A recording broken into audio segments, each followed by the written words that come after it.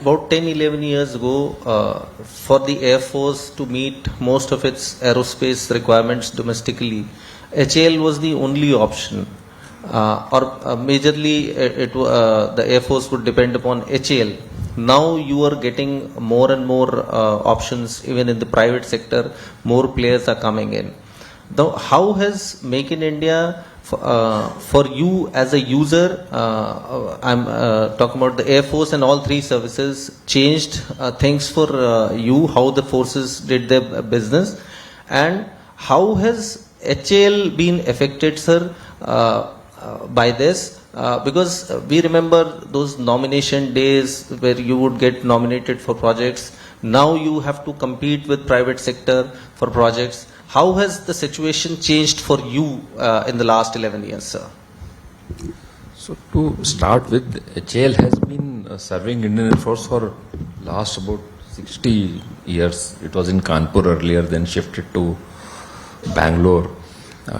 They made close to about 800 plus MiG-21s and large number of MiG-23s and MiG-27s.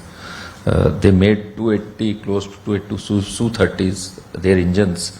So Air Force and HAL has been very closely related for very long time.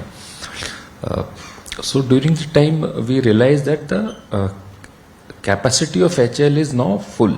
They cannot grow any further. Otherwise it will become too big a company. So that time government took a decision to change the model and this bring out Buy Global Make in India model, where under that we did that C295 case, and that case has gone to private sector. So the first aircraft out of that is supposed to come out next year, September, October, that period. And only after that we will be able to truly assess, because HAL I am seeing for last 60 years, but this model, though we have got the aircraft initially, which are working fine, but they are direct supply aircraft. The Make in India aircraft will come to us after some time. So at platform level, we had no option other than HAL, and HAL has served us well, though in fits and start, but they have served us well, and we have full faith in them, because full LCA order is there, LCH order we have given it to them, and now they are also participating in tender of 2-3 other big cases as a DPSU. So hopefully the situation will improve further. Would you like to? Yeah, just to take off from where Mr. Ramchandani said, we also started with licensed production, and as we've evolved, we realized that R&D has to become the focus. So since the 80s, we have invested thousands of crores in building the LCA, the Tejas, the Prachand, the Dhruv, the HTT-40s. So if you look at today HAL's products, all the products are designed within the country, either the LCA in collaboration with ADA, and helicopters by HAL and other partners, the HTT-40 by us. So I think this is an evolution every industry will have to take that path, that you start off at a licensed manufacturing level, and as you evolve, you invest more and more in R&D. And then today what you see, the range of products that we have, it's about 40 years of R&D investment. So it looks like we make a Prachand today or a ALH or a HTT-40. It's 40 years. HAL is an 85-year-old company. We built our first aircraft in the 50s. We did the Marutis, the 70s. And it more post a 1980, I think we have put more money into R&D. So I think this is the transformation that has happened within HAL. And to take your point, now that the government also has liberalized and made it a level playing field, and the DAP clearly puts IDDM as the first preferred option. And we get into it because we have invested and built this product. So we get Prachand because it's a fully IDDM product, right? So I think this is the way forward that we have to compete. Every industry will have to do to progress the Atmanirbhar Bharata. So today R&D has become the central to the whole organization. It was earlier manufacturing, today R&D is central. And we are investing over the next decade. We would be putting in more than 18,000 crores into our R&D in products. We spend 8 to 9% of our revenue on R&D, which is on par with any other company in the world. So the government has done two things. One is they've liberalized, made it a level playing field, removed the nomination. But at the same time, they've said IDDM is the number one. I think that is the biggest game changer. That if you put in money, build your products, design your products and build it, then you're preferred. So I think that is the transformation that we have done. And we obviously have that kind of order book, what Air Marshal Dixit spoke about.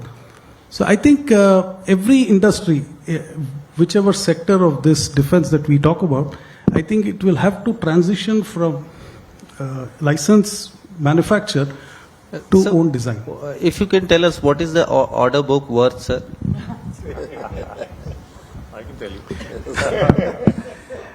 Yeah, today the order book is upwards of 2 lakh crores. And you will see that every single product is homegrown, right? Whatever we are going to make, except the 15 Su-30s, which is an order, the balance orders are the Prachand, the Tejas, the HTT-40s, the UHM, which is under development, will come out, which is a utility helicopter maritime. We also have a civil version of Dhruv, which is under certification. Next year, we will have the Dhruvs also in place. So I think these are all coming out of our own design products. So you have a high purchase order. Now we want to see the delivery, right? We as journalists are constantly told talk truth to power and things. And it was a candid moment to hear CDS, who said, be truthful, patriotic, and deliver on time. So he warned against these exaggerated claims on indigenization and delayed product delivery. So obviously now that I have both of you, HAL as well as L&T, I'm going to ask you about that. But before that, I'll ask the Defense Secretary. Sir, could you tell us about how delayed orders, delayed supply, how is that impacting on our national security? And related question, I'm sorry I'm going topic by topic, jaldi, then I'll hand over to Ajit. On the Kaveri engine project, the stalled project, when can we expect the indigenous aero engine with homegrown technology, part of Atmanirbhar? So let me talk about the engine first, since that is something that even the Prime Minister mentioned in his Independence Day address. We are in the process of finalizing a program with a leading international engine house to co-develop a 120 kN jet engine entirely domestically produced with full IPR to be held in India. That is hopefully going to go to the top levels in government soon. It's a DRDO proposal, but of course we are all part of that exercise. So that will happen, but that will take about 10, 12 years to, about 8 years to prototypes and another few years thereafter for certification, etc.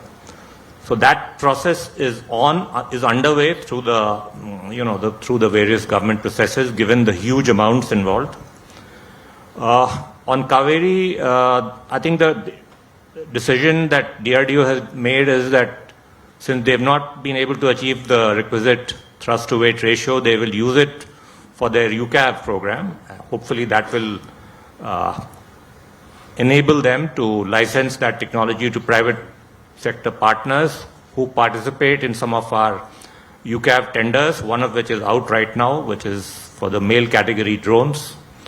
A mind-boggling number of 24 Indian companies with various partners have bid for that tender. I cannot believe, frankly, that all of them have that kind of capacity to make full-fledged aircraft, albeit unmanned within the country. But yes, there is a very robust response, and we hope that we'll get very credible, at least two companies or two consortia building those 87 male category drones in India, and thereby creating this larger ecosystem of sophisticated drones. Have I answered all your questions? Was there something else? What the CDS spoke. Oh yeah, the delay part. Yeah, so I don't want to. When I talk to HAL. I will obviously, go after them about the delays, but in a more sort of open forum, let me say that the delays are not only by domestic manufacturers. You've seen the S400s getting delayed because of the conflicts. Israel orders, also many of them are delayed because of the conflicts that they are facing.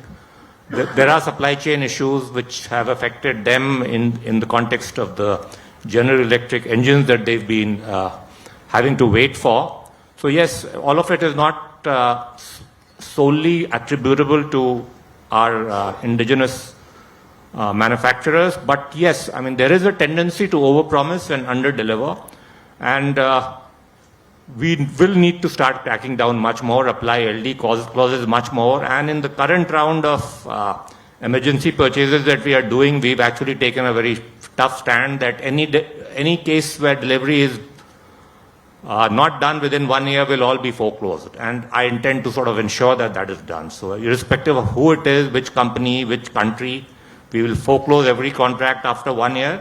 Hopefully those kind of decisions will start bringing in some level of accountability when it comes to delivery milestones. Do subscribe to the ANI Clips channel to get shorter versions of this podcast.